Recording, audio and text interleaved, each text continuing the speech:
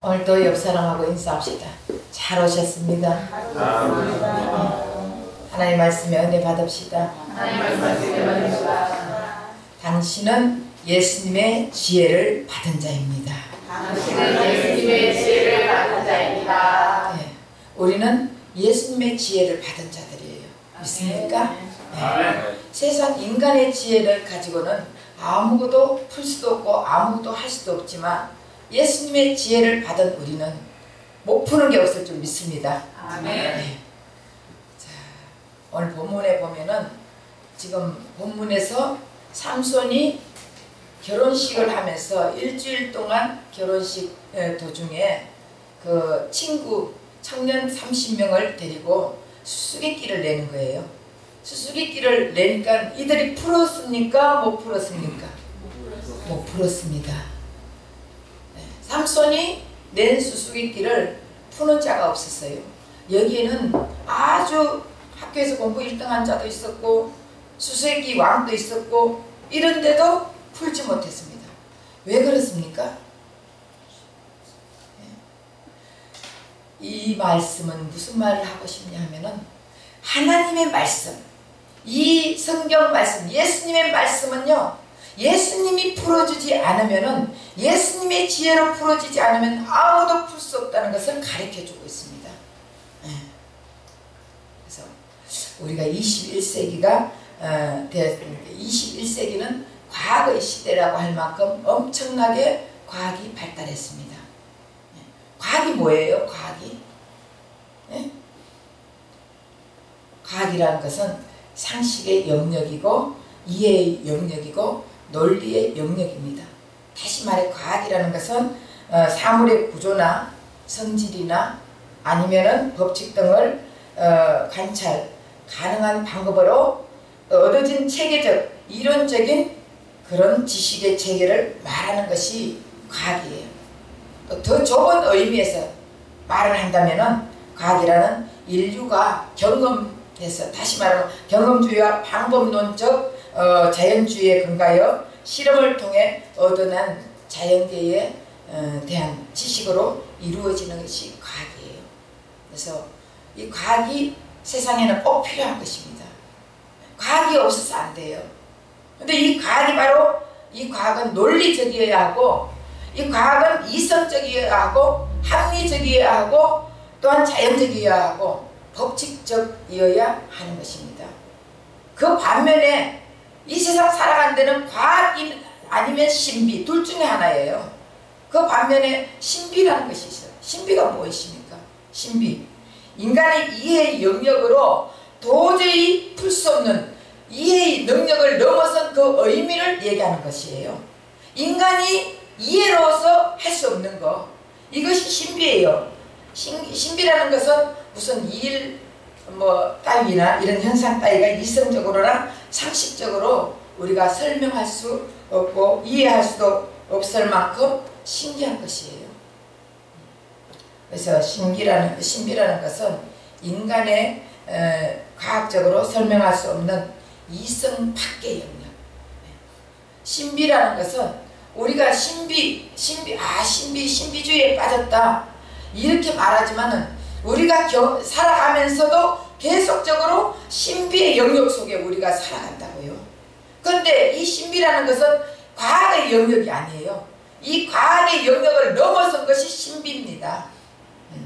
그래서 모든 인간들은 상식적이고 보편적인 그런 이성으로 받아들일 수 있는 과학의 영역을 선호하고 있지만, 그러나 인생을 살다 보면 과학의 이해를 넘어서서 사람의 이성으로 이해되지 않는 신비의 영역을 많이 자주 접하게 되어 있습니다. 우리가 꿈꾸는 거 있죠? 사람들이 꿈을 꾸는데 그 꿈꾼 것이 자기 앞날에 정확하게 이루어질 때가 많이 있잖아요. 이것도 하나의 신비예요. 그리고 예감이라는 거 있잖아요. 예감, 이상하다, 이번에는 이런 일이 있을 것 같다, 이런 예감이 들어맞을 때가 얼마나 많은지 모릅니다. 이것이 다 과학을 넘어선 신비에 속하는 것입니다.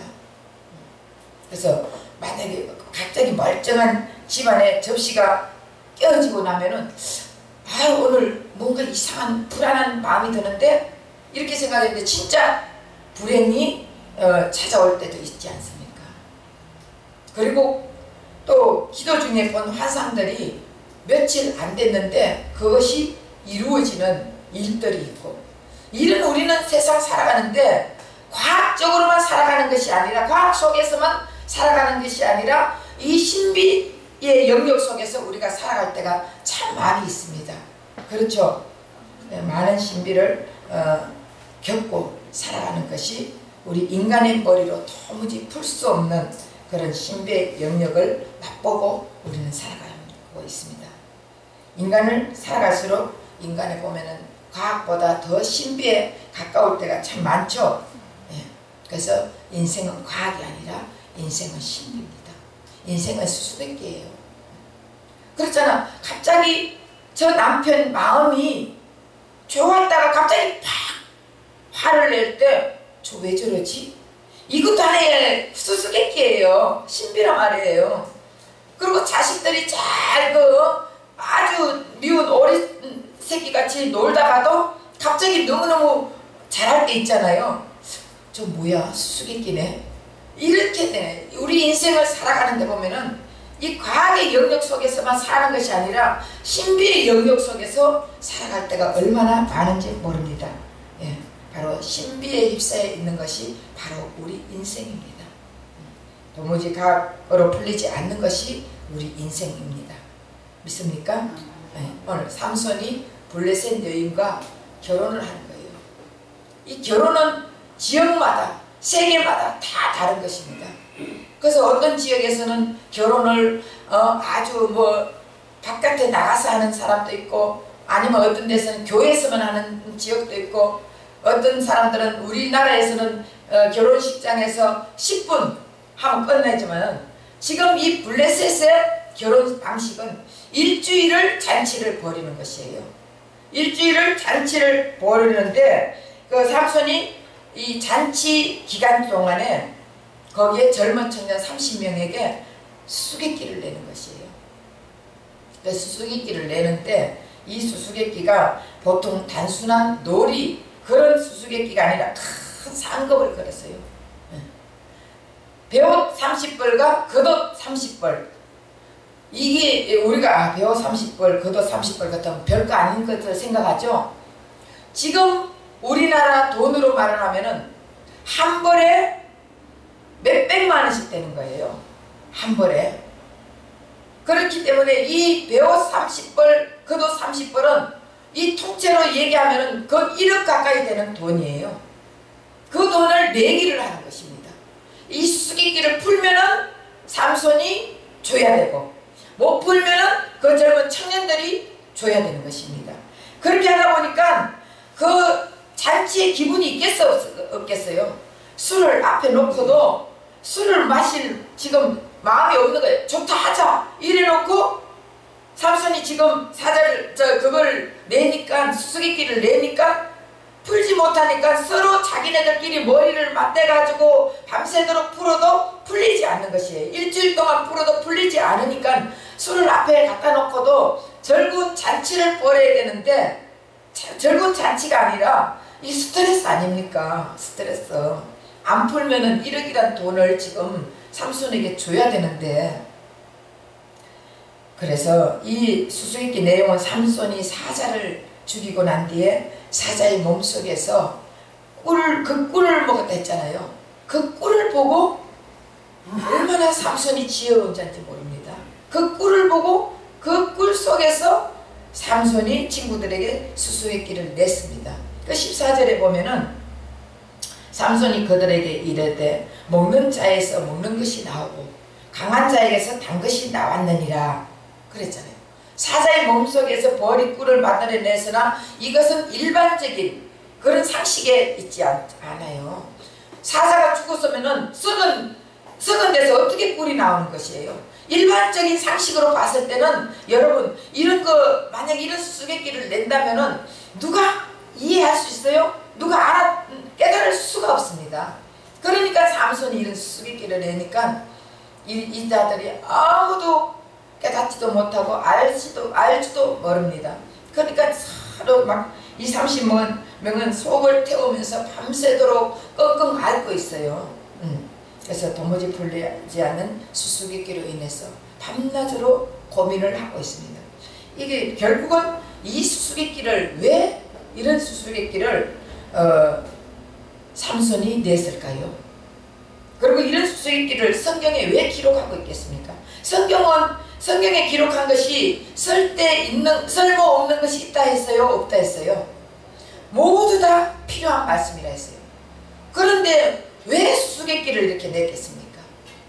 결국은 예수님의 말씀은 예수님이 풀어주지 않으면 아무도 풀 자가 없다는 것을 말하는 것입니다. 이 성경 말씀을 우리 인간의 머리로는 아무리 머리를 맞대고 푼다 할지라도 풀지를 못합니다. 그러나 예수님이 풀어주셔야만이 이 성경이 풀리는 것입니다. 그래서 하나님이 창조한 인간들이 에덴 동산에 살 때 여러분들, 하나님이 그들에게 준 지혜는 인간이 상상할 수 없을 정도로 엄청난 큰 지혜를 주셨습니다. 조그만한 지혜를 준 것이 아니에요. 엄청난 큰 지혜를 주셔가지고 하나님이 다스려야 할 이 천지 창조를, 이 세상을 인간에게 주면서 인간에게 하나님의 지혜를 부어줘가지고 그 모든 것을 통치하게 만들고 다스리게 만들려면 하나님의 지혜를 부어주셔야 되는 것입니다. 그래서 하나님의 지혜를 부어주셔가지고 아담에게, 다시 말하면 인간인 아담에게 위임시켜 주셨다고요. 하나님의 지혜를 인간인 아담에게 위임시켜 주셨습니다. 그렇기 때문에 아담은 하나님이 풀 수 있는 그런 지혜로 다 풀 수 있는 자였습니다. 그렇기 때문에 엄청난 지혜를 가졌죠. 아담이 엄청난 지혜를 가졌습니다. 아담은 힘으로 자연과 동물을 다스리려고 한 것이 아니에요. 아담은 각 특징과 성격에 따라가서, 짐승의 특징과 성격에 따라가지고 모든 것을 이해하고 다스릴 수 있는 엄청난 지혜가 하늘로부터 내려온 것입니다. 힘으로 사자, 곰, 독수리 이런 걸 어떻게 힘으로 다스리겠습니까? 그런데 그들을 다스릴 수 있는 지혜가 하늘로부터 내려왔다 그랬습니다. 그래서 아담이 받은 지혜는 인간이 상상할 수도 없고 아담이 받은 지혜는 인간이 청량할 수도 없는 엄청난 지혜를 받았습니다. 그런데 그 지혜를 받은 그 인간이 하나님을 위해서 써야 되잖아요. 하나님이 우리에게도 지혜를 줬다면 우리는 그 지혜를 가지고 하나님을 위해서 써야 되는 것이에요. 그런데 하나님을 위해서 쓰는 것이 아니라 나 자신을 위해서 쓰고 내가 높아지기 위해서 쓰고 이런 엄청난 죄를 저지르게 된 것이에요. 이때부터 아담은 타락의 인간이 되어버린 것입니다. 이 타락한 이 순간부터 자신의 쾌락과 만족을 위해서 이 지혜를 사용하고 있는 것입니다. 그래서 인간이 자신을 위해서 하나님이 주신 지혜를 사용하면서 하나님의 그 크신 뜻을 깨닫지 못하고 하나님과 맞설 생각을 하는 거예요. 하나님, 나도 하나님이 될 수 있다. 이렇게 하나님과 맞설 생각을 하고 그 지혜를 가지고 하나님과 맞설 생각을 하니까 하나님이 그 지혜를 빼앗아 버리지 그냥 두겠습니까? 그래서 아담에게 줬던 그 지혜를 하나님이 다 빼앗아 가버렸습니다. 단지 꼭 인생에 필요한 만큼의 지혜를 준 것이에요. 그래서 인간이 성인이 되기까지 공부를 몇 년이나 해야 됩니까? 초등학교 6년, 중고등학교 6년, 대학교 4년, 16년을 공부를 해도 우리의 지혜는 완벽하지 않습니다. 아담은 우리가 16년 동안 배운 이 지혜를 아담은 한두 시간 만에 끝낸다고요. 아담의 지혜는, 그때 아담의 지혜는, 그러니 얼마나 하나님이 크신 지혜를 줬습니까? 그런데도 우리는 16년을 배워도 그 16년 배운 것 가지고 우리 인생의 100% 인생을 살 수가 없지 않습니까? 그래서 이런 미련하고 타락한 인간이에요. 인간이 타락으로 인간은 미련하고 어리석은 자가 되어가지고 아무리 공부를 해도 하나님이 주신 그 지혜를 따라갈 수가 없습니다. 그래서 그런데 우리 하나님께서 삼손에게 하나님의 지혜를 주신 거예요. 그러니까 흔히 사람들은 삼손을 제대로 모르는 사람들은 머리가 아주 나쁜 자로 삼손을 생각합니다. 근데 이것은 성경을 잘 알지 못한 것이에요. 성경에서 가장 똑똑한 사람이 누구예요? 네? 솔로몬. 하나님이 솔로몬에게 지혜를 주셨잖아요. 솔로몬과 똑같은 지혜를 받은 자가 삼손이에요. 그렇게 삼손이 지혜로운 자였다니까. 그런데 삼손을 잘못 사람들이 이 성경을 깊이 보지 않으면 삼손이 지혜로운 자인지 모르는 거예요. 삼손은 자연현상에서, 다시 말하면 사자가 죽은 사자에서 꿀이 나오는 그 자연현상에서 그것을 가지고 수수께끼를 낼 수 있을 정도로의 지혜로운 자였단 말이에요. 우리도 자연을 보면서 우리가 그 모든 것을 다 이해할 수 있고 수수께끼를 낼 수 있는 우리 지혜가 있습니까? 우리에게도 예수의 지혜가 임한 자들, 예수님의 영이 임한 자들은 예수의 지혜가 임한 자들이에요. 예수님이 함께하는 우리에게는 예수님의 지혜가 있는 자들입니다. 그런 자들은요, 무엇을 생각해도 엄청난 예수님의 지혜로 일할 수 있어요. 그 삼손이 얼마나 똑똑한지 아십니까? 진짜 이 30명이 머리를 맞대고 해도 이 수수께끼 하나를 풀지 못했다고요. 30명 중에는 학교 다닐 때 우동생도 있었고, 또 이 사회에서도 아주 머리 똑똑한 자로 손꼽힌 자들이고, 수수께끼 챔피언도 있었고, 수수께끼 왕도 있었고, 다 있었는데 여기서 삼손이 이런 수수께끼를 냈을 때 풀지를 못한 것입니다. 결국은 이 말은 아무리 우리가 똑똑하고 아무리 우리가 머리가 좋다 할지라도 주님께서, 예수님께서 이 성경 말씀을 풀어주지 않으면 우리는 풀 수 없다는 것을 가르쳐주는 것입니다. 그래서 성경은 내가 푸는 게 아니에요. 성경은 예수님이 우리에게 지혜를 주셔가 예수님이 풀어주셔야만이 우리가 성경 이것이 풀리지, 그렇지 않으면 성경 눈이 닫혀버리면 아무리 똑똑한 자, 세상에 지혜를 가진 자들이 풀려고 해도 풀 수 없는 것이 성경이라는 것을, 이것을 가르쳐주는 거예요. 이것을 말하기 위해서 이 수수께끼를 내는 것이, 이 수수께끼가 이 성경에 기록된 것입니다. 그래서 청년들이 술판 벌어놓고 수수께끼를 왜 성경은 기록했냐, 이제 알겠죠?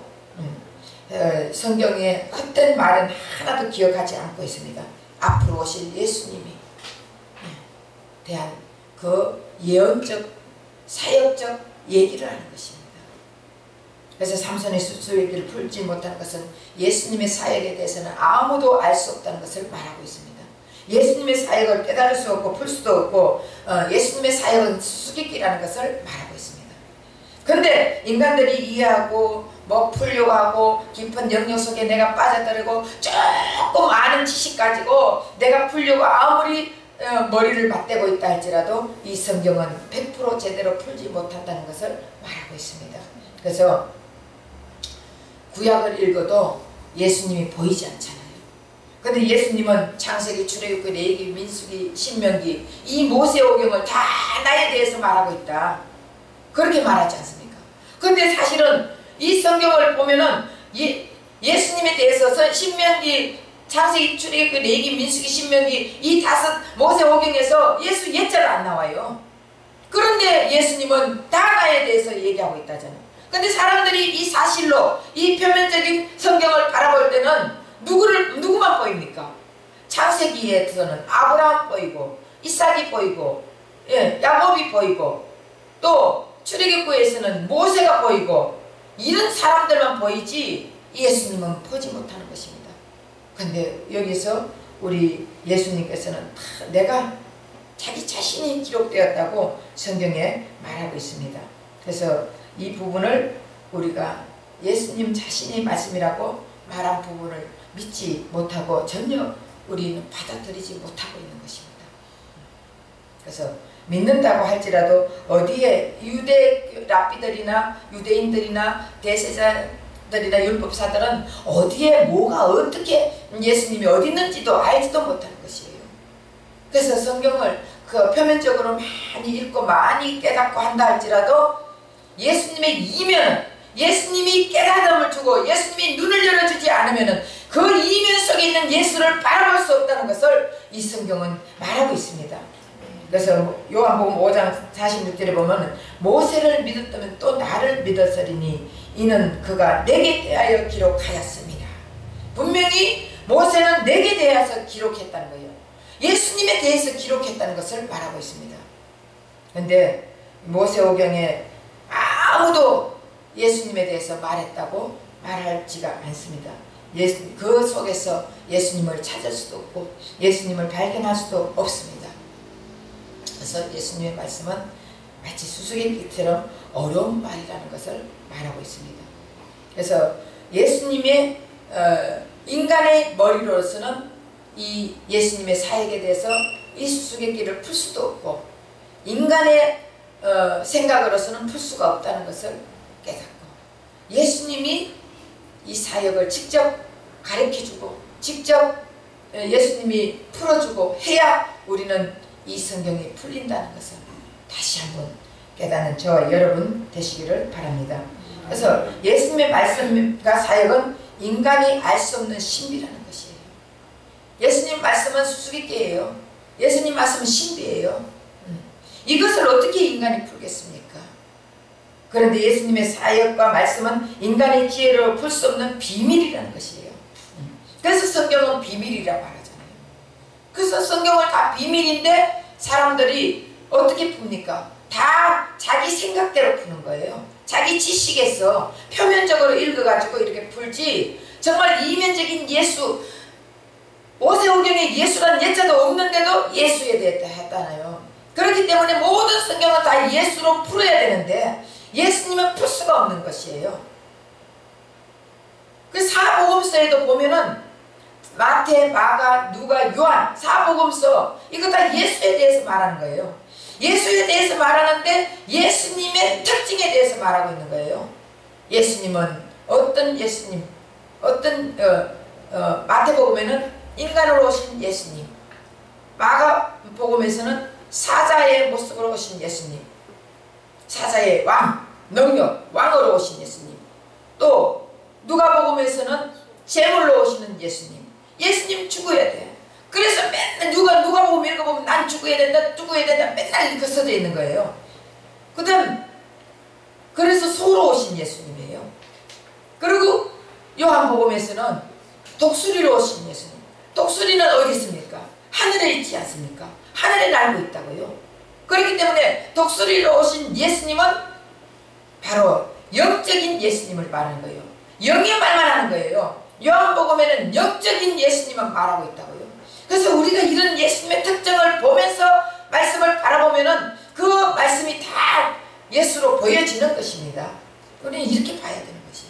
근데 조금 이 성경은 비밀로 기록된 비밀의 책인데 내가 조금 표면적으로 안다고 그것 가지고 풀려고 아무리 머리를 맞대봐야 풀 수 없다는 것을, 성경은 비밀이에요. 예수님이 이 비밀을 풀어주지 않으면 아무도 비밀을 풀 수가 없다는 것을 말하고 있습니다. 그 계시의 말씀, 성경은 곧 계시의 말씀이에요. 그래서 성경에 어떤 것이 비밀로 되어 있나? 여러분 성경에 그럼 어떤 것이 비밀로 되어 있습니까? 응? 무엇이 비밀로 되어 있습니까? 지금까지 설교했는데도 뭘 들어? 멍하게 있어요? 성경의 비밀은 예수가 비밀이에요. 성경에 가려져 있는 것은 예수가 가려져 있다고요. 모든 성경에서 병을 고쳐주는 것도 그 안에 예수가 가려져 있는 것이에요. 예수가 메시아라는 것이 가려져 있는 것이 비밀입니다. 이 비밀은 누구만이 풀어줄 수 있다고요? 이 예수님은 인간의 머리로와 인간의 지혜로는 풀 수 없지만 예수님의 지혜로 예수님이 풀어줘야 이 성경이 풀린다는 것을 가르쳐주고 있습니다. 그래서 예수님은 누구십니까? 어떻게 해서 예수님이 지혜를 주면 풀 수 있습니까?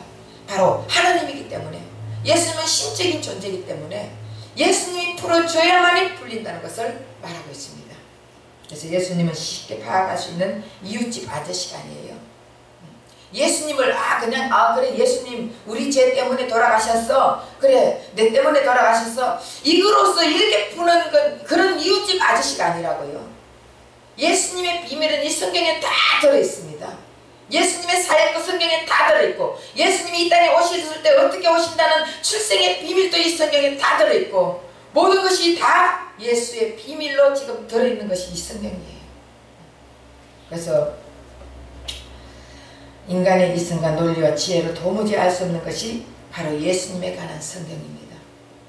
여러분 이게 사실은 성경이 그러면 그렇지 예수의 비밀인 비밀이지 여러분 이렇게 생각하면 안 돼요. 제가 왜 이 말씀을 하냐, 결국은 여러분들에게 예수의 지혜를 주면은 세상의 모든 것을 다 풀 수 있다는 것을 가르쳐 주는 것이에요.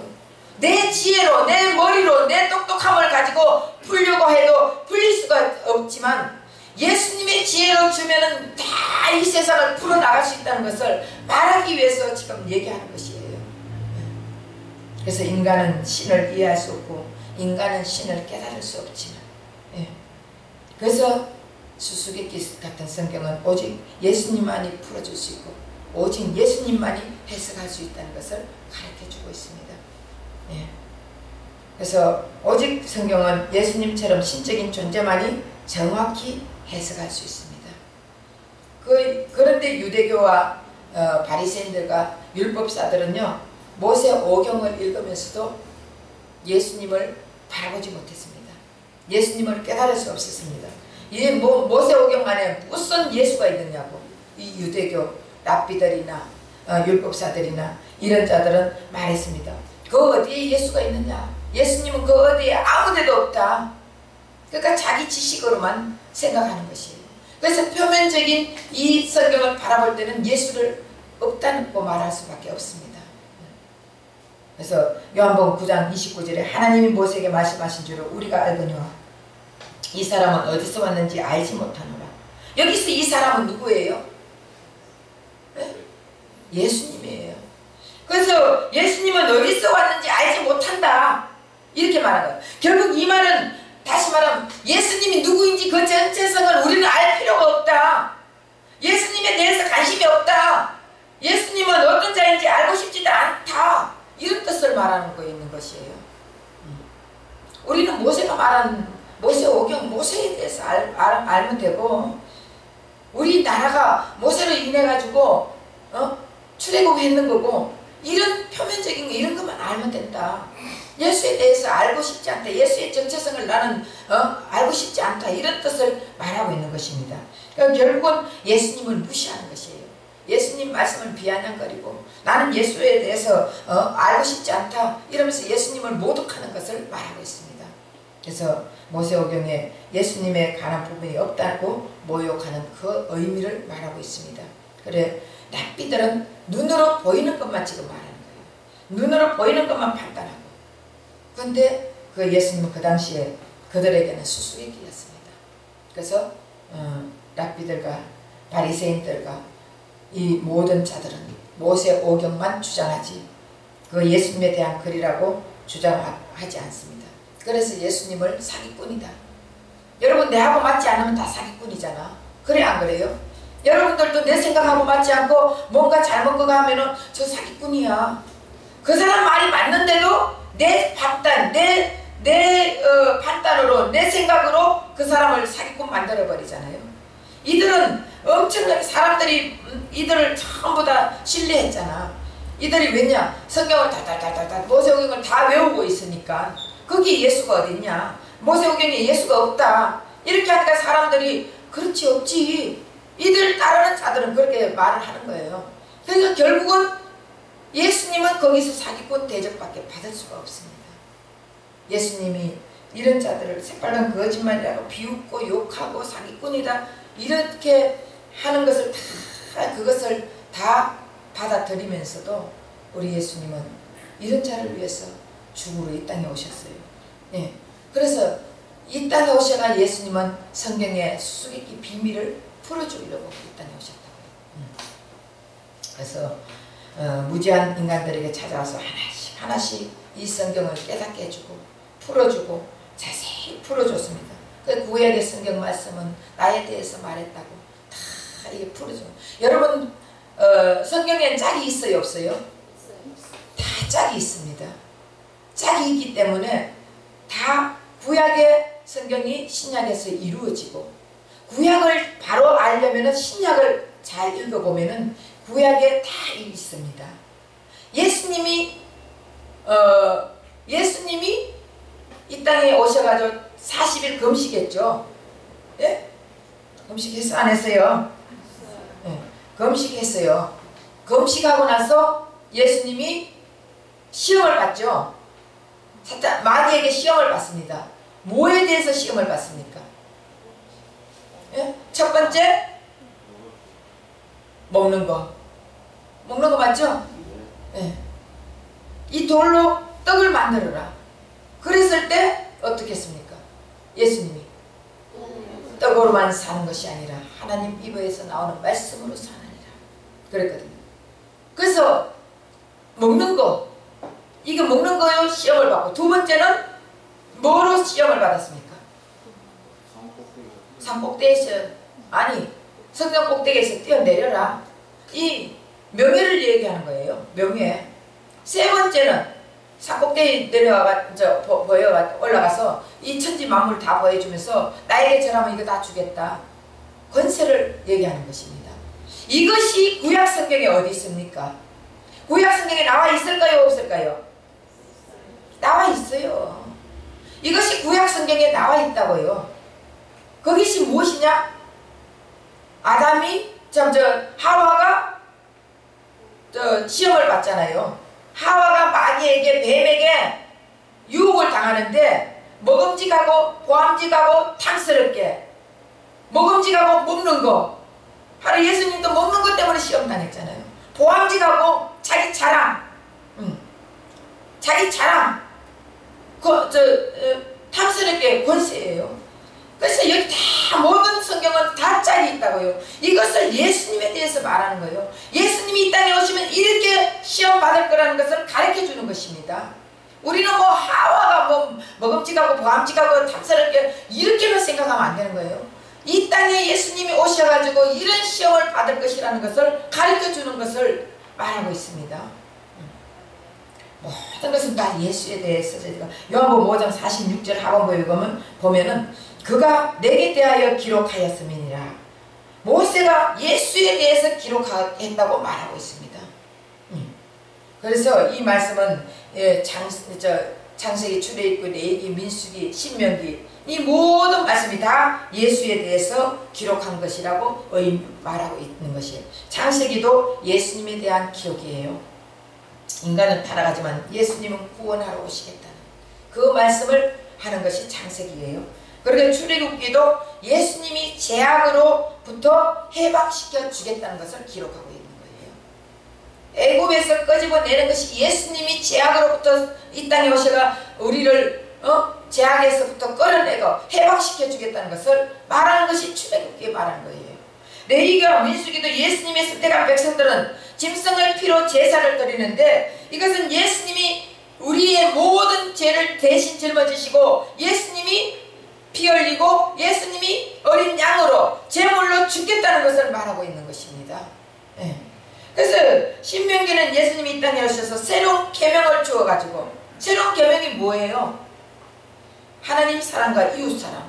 이 새로운 계명을 줘가지고 다시 이 계명으로, 하나님이 이 계명으로 살아가게 해주겠다는 것을 말하는 것이 신명기예요. 이 모든 것이 다 예수예요.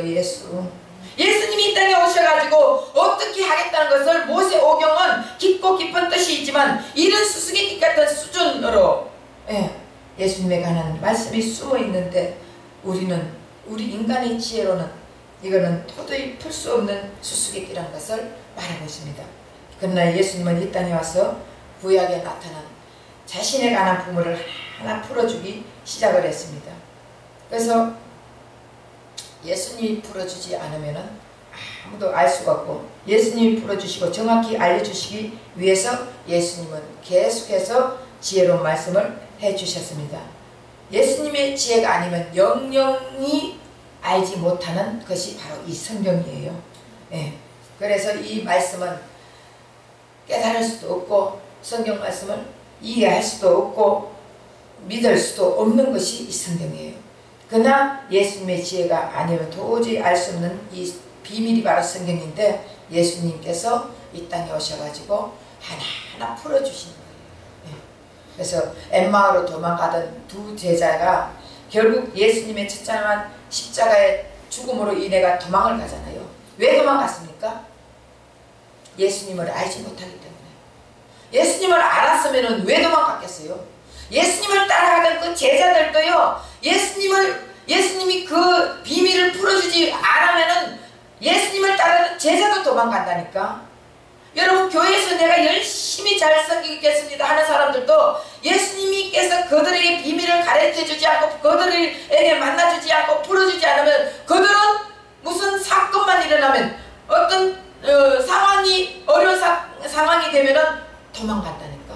그 도망갈 때 예수님이 이 엠마오 제자들에게 구약에 대해서 자세히 풀어줬잖아요. 자세히 풀어주니까 어떻게 했습니까? 다시 예루살렘으로 올라갔잖아요. 예수님이 풀어주면은 성경이 풀리게 되는 것입니다. 그래서 예수님이 풀리지 않는 성경을 엠마오로 가는 제자들에게 풀어주기 때문에 이 제자들이 다시 돌아오는 사건이 있습니다.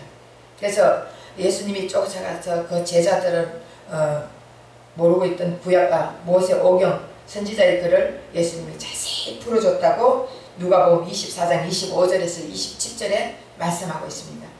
그래서 예수님을 모르고 성경을 모르면 제자들이라 할지라도 부활하는 아침에 도망갈 수밖에 없는 삶을 삽니다. 그러나 예수님이 엠마오로 가는 제자들에게 자신과 성경의 수수께끼 같은 예수님에 대해서 다 예수님의 지혜로 풀어주니까 도망간 제자들이 그날 밤에 다시 돌아오는 것을 말하고 있습니다. 그래서 예수님의 지혜를 받아들이지 않았던 똑똑한 납비들과 서기관들은 다 어디 갔겠어요? 예? 지옥 갔어요. 자기 나름대로 똑똑하다고, 자기 나름대로 이 성경을 다 외우고 있고, 자기 나름대로 이 성경을 연구하던 그들은 다 지옥 간 거예요. 그러나 더럽고 죄 많은 세리와 창녀들은 예수님의 지혜로운 말씀을 듣고 예수님에 대해서 알고 깨닫고 예수님을 믿는 이들은 다 천국 간 거예요. 그래서 예수님이 수수께끼 같은 인생의 모든 것을 풀어주고 삶을 변화시켜 주니까 천국으로 가는 것입니다. 지혜라는 것은 모든 문제를 풀 수 있는 능력이고 해답입니다. 높은 지혜가 있고 낮은 지혜가 있습니다. 인간의 지혜는 낮은 지혜예요. 예수님의 지혜는 높은 지혜입니다. 인간의 지혜는 한계가 있고 인간의 지혜는 끝이 있고 인간의 지혜는 별 볼 일이 없습니다. 그러나 예수님의 지혜는 한계가 없습니다. 예수님의 지혜는 끝이 없습니다. 예수님의 지혜는 신적인 지혜입니다. 이 지혜를 우리가 받아들이면 우리는 모든 것을 다 풀 수 있습니다. 한계가 없습니다. 우리가 못 푸는 것이 없습니다. 왜? 예수님의 지혜를 가졌으니까. 예수님에게 있는 지혜는 모든 문제를 다 해결할 수 있는 지혜고 예수님의 문제는 모든 문제를 다 없애줄 수 있는 신적인 지혜를 가지고 있습니다. 그래서 인간은 인생을 살면 문제가 산더미같이 많이 생깁니다. 여러분 문제 있어요? 없어요? 문제가 없는 사람 어디 있습니까? 그런데도 예수님의 지혜를 가진 자들은 일순간에 풀 수 있습니다. 그러나 만약에 예수님의 지혜가 없으면 내 지혜로 일주일이고 며칠이고 매일 끙끙거리다가 살다가 결국은 풀지 못하는 것이에요. 우리 인생은 신비입니다. 우리 인생은 수수께끼입니다. 예수님의 지혜보다 더 큰 문제는 없습니다. 예수님의 지혜보다 더 큰 문제가 없다고요. 믿습니까? 네. 그래서 예수님에게 수수께끼란 인간에게 존재하는 어리석은 자들의 노름이에요. 노름. 그래서 예수님께서는 수수께끼라는 것이 존재하지 않습니다. 예수님에게 무슨 수수께끼가 존재합니까? 예수님은 성경의 모든 수수께끼를 다 풀 수 있는 유일한 자고 오직 예수님을 통해서만 지혜가 나타나는 것입니다. 그 하나님 아버지는 인간이 타락해 있을 때 우리 머리 안에 있는 모든 지혜가 대부분 없어져 버렸어요.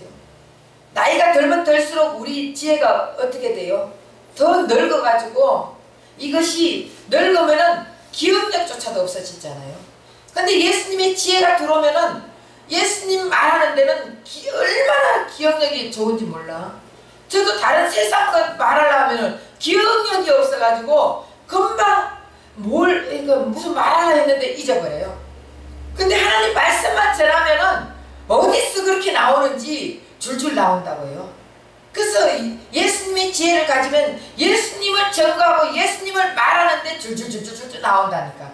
근데 우리 인간은 하나님이 바라볼 때 이 인간이 지혜가 다 없어져가 있는 것을 바라보면서 우리 하나님이 우리 인생을 불쌍히 여겨가지고 지혜 많으신 예수님을 이 땅에 보내주신 것이에요.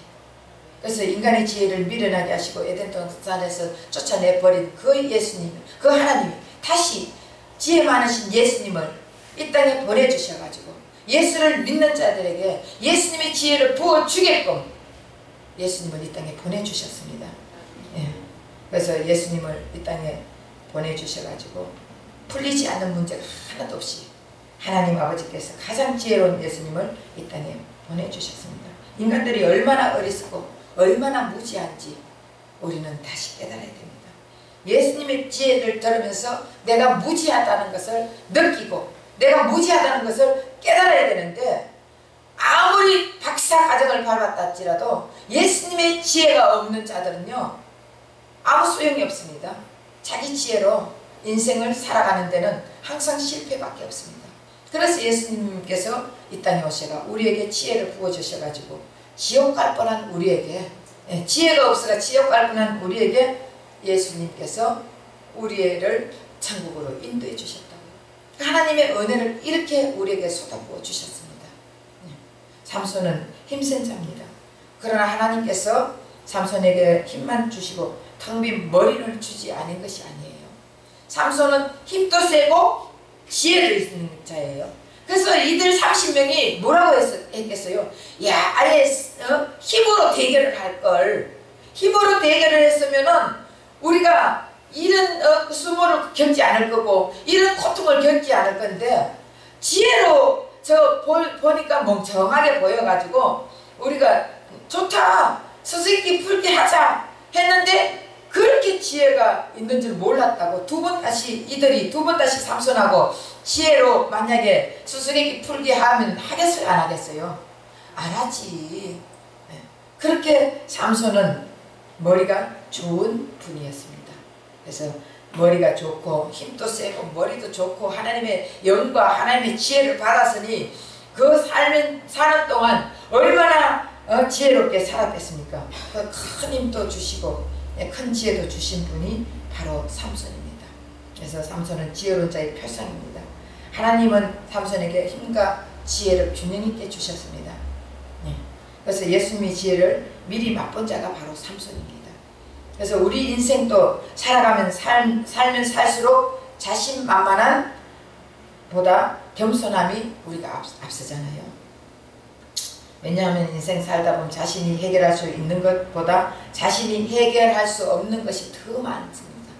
그렇죠? 우리가 해결할 수 있는 게 많아요. 해결할 수 없는 게 많아요. 인생은 수수께끼예요. 배우자와 함께 살면 살수록 수수께끼 연속이에요. 금방 설거지하면서 맛있는 거 해주다가도 갑자기 설거지 하다가 사람이 돌변하잖아. 그죠? 맛있는 밥 먹을 때 같이 막 맛있고 여보 이거 먹어 저거 먹어 하면서 이거는 뭐 먹고 뭐 해가 맛있는 거 뭐를 묻혔고 해가지고 주면서 입에 넣어주고 하다가 갑자기 설거지 하면서 아니 당신은 내가 설거지 하는데 그렇게 빈달빈달 TV만 보고 놀고 있어? 딱 이렇게 하면서 갑자기 막 해대잖아. 그럼 뭐야 나 어떻게 해야지? 다 인생은 수수께끼예요. 부부간에도 수수께끼고 자기 낳은 자식도 도무지 풀리지 않는 수수께끼란 말이에요. 자식도 내 마음대로 돼요? 안 돼요?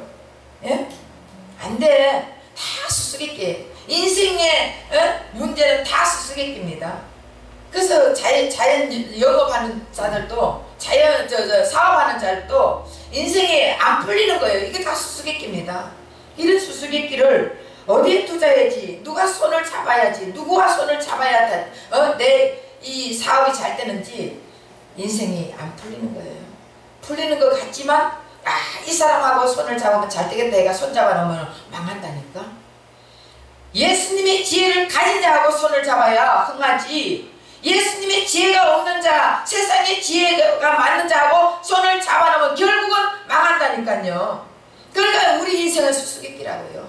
이 수수께끼를 풀 수 있는 자는 누구라고요? 예수님. 예수님 한 명밖에 수수께끼를 풀 자가 없습니다. 모든 인간은 자신 앞에 놓인 수수께끼를 풀다가 늙어 죽어요. 결국은 풀다가 늙어 죽는 것이 인생이에요. 남편도 영원히 풀다가 못 풀고 죽는 게 인생이에요. 아내도 마찬가지고 이것이 인생이고 현실입니다. 그러나 예수님 앞에 나오면 모든 인생의 문제가 다 일순간에 해결됩니다. 예수님은 못 풀 게 없습니다. 그래서 수수께끼는 이 세상에 예수님 앞에는 존재하지 않습니다. 예수님을 만나면 어떤 문제도 다 해결받습니다. 예수님을 영접하면 수수께끼 없는 인생을 삽니다. 그래서 예수님을 영접하느냐 하지 않느냐, 내가 인생의 수수께끼로 풀면서 살 것이냐, 수수께끼를 영원히 수수께끼 속에서 살 것이냐, 이것은 여러분에게 달렸습니다. 여러분들이 예수님을 영접하고 예수님을 받아들이고 예수님의 지혜를 내 지혜로 받아들인다면 그때부터 여러분들의 인생은 풀리는 것이고, 에휴 내 인생 내 멋대로 이래 살다가 죽을래 하는 사람들은 영원히 인생에서 수수께끼가 풀리지 않고 그 수수께끼를 풀다가 늙어 죽는데 어디로 가냐? 지옥으로 갈 수밖에 없습니다. 풀지도 못하고 지옥으로 가는 인생을 살 수 있습니다. 근데 성도는 어떤 자들이에요? 성도는 원래는 머리가 나쁘고, 성도는 머리가 나빠요. 성도는 학위도 없어요. 배운 것도 없습니다. 성도는 가방끈도 짧습니다. 성도는 가진 것도 없어요. 그러니까 모든 인생의 수수께끼를 다 가진 자가 성도였는데, 이 성도가 머리 좋기 때문에 인생의 모든 수수께끼를 푸는 건 아니에요. 이런 성도에게 예수님은 찾아오셔가지고 예수님의 지혜를 부어주신 자들이 바로 성도입니다. 예수님은 잃어버린 양을 찾아다녔다고요. 잃어버린 양이 어떤 자겠습니까? 잘 순종하고 잘 따라다니는 자겠습니까? 아니면 치마음대로 치멋대로 놀다가 잊어버린 자겠습니까? 세상적으로 내 맘대로 살다가 맨날 속만 썩히는 그런 양이 잃어버린 양입니다. 그런데 우리 예수님은 그런 양을 찾아다닌다. 세상에 창녀 같은 자 찾아다니고, 세상에 세리 같은 자 찾아다니고, 세상에 죄만 짓는 죄인들 찾아가가지고 예수님의 지혜를 부어주시는 것이에요. 그런 자가 성도예요. 예수님의 지혜를 부어준 자가 성도예요. 예수님의 지혜를 부어주셔가지고 날마다 그 수수께끼를 다 풀어줄 수 있는, 다 풀리고 살아가는 자가 바로 성도예요. 인생의 모든 수수께끼에 정답을 주는 자가 바로 예수님이에요. 그 예수님 날마다 성도에게 찾아오셔가지고 인간 앞에 놓인 커다란 수수께끼를 풀어주고 있습니다. 그 예수님을 우리는 믿어야 돼요. 그러니까 성도는 수수께끼 없는 인생이에요. 성도라는 것은 수수께끼 때문에 고생하지 않는 인생이에요. 인생의 수수께끼를 다 풀어주는 분이 예수님인데 그 예수님을 모시고 있는 자가 성도예요. 그렇기 때문에 인생은 자신이 낳은 자식이 속을 썩이고 자식이 말썽 부리고 자식으로 인하여 탄식하며 자식으로 눈물 흘릴 때 예수님이 오셔가지고 성도의 눈물을 닦아주면서 그 자식 돌아온다. 그 자식 언젠가는 그 속 다 안 썩이고 그 자식이 너 인생에 나중에 너에게 효도하고 너를 행복하게 해줄 것이다. 이렇게 말해주는 거예요. 그러면 우리 마음이 어때요? 맞아. 이러면서 우리 모든 수수께끼를 예수님께 다 맡겨버리는 거예요. 이것이 성도예요. 예수님이 돌보는 자식은 망하지 않는 것을 깨닫게 해주십니다. 그래서 예수님을 알게 해줘요. 자식도 예수님을 알게 해줘야 된다니까. 이제 우리는 예수님을 알게 해주고 예수님을 믿게 해주고 예수님의 그 지혜를 주게 해주는 것이 부모의 할 일이에요.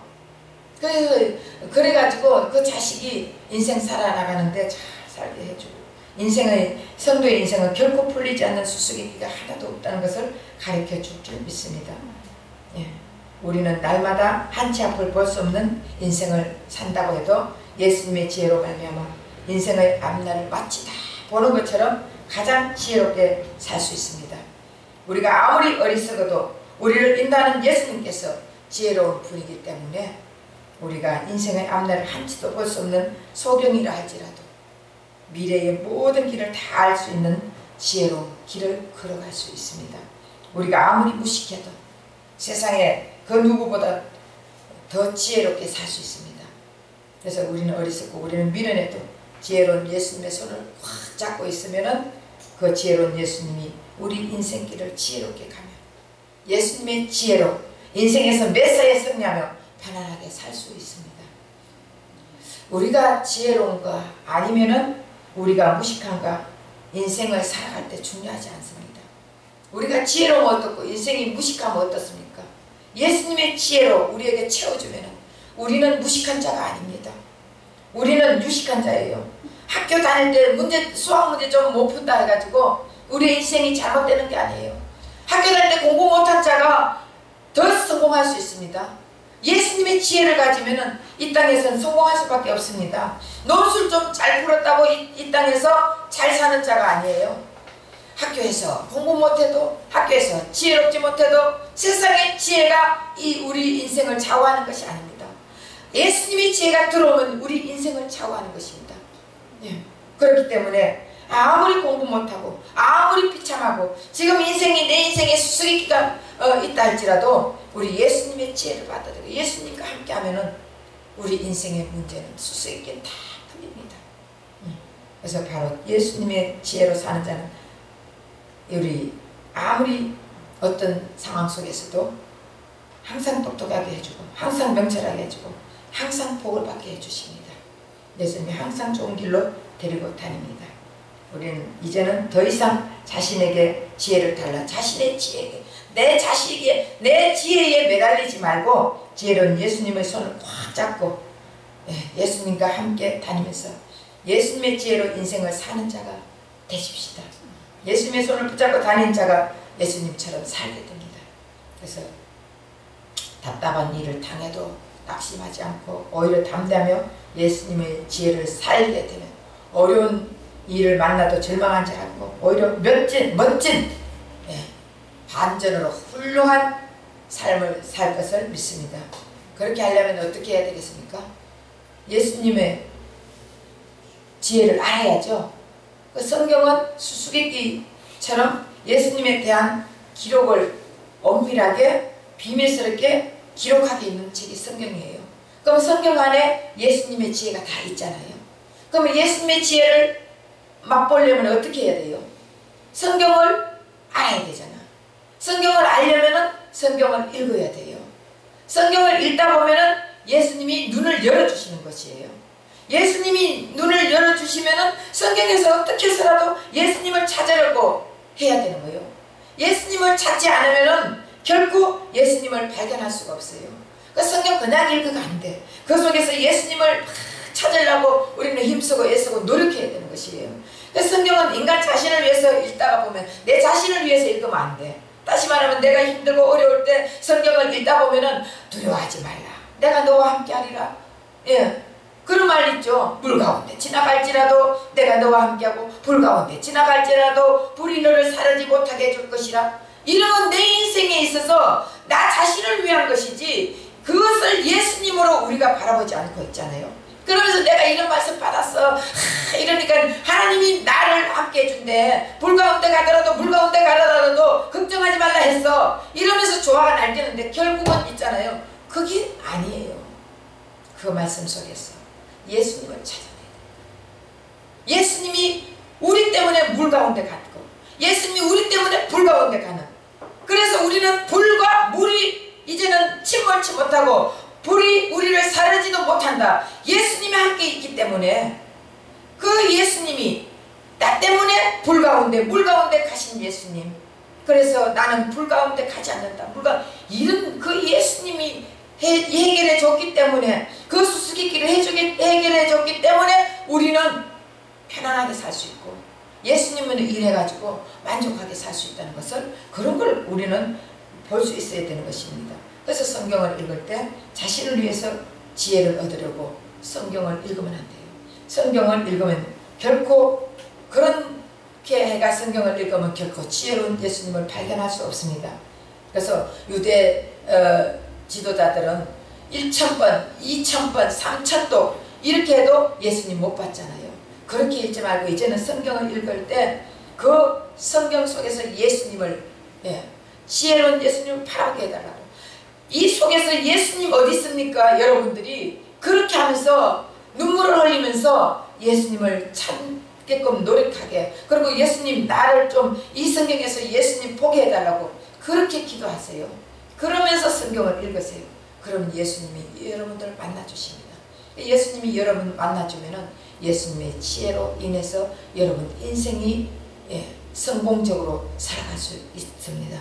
저와 여러분은 항상 성경 읽을 때 예수로 보게 해달라고, 예수님 만나게 해달라고 성경 읽는 저와 여러분 되시기를 예수 이름 부탁드립니다. 기도하겠습니다.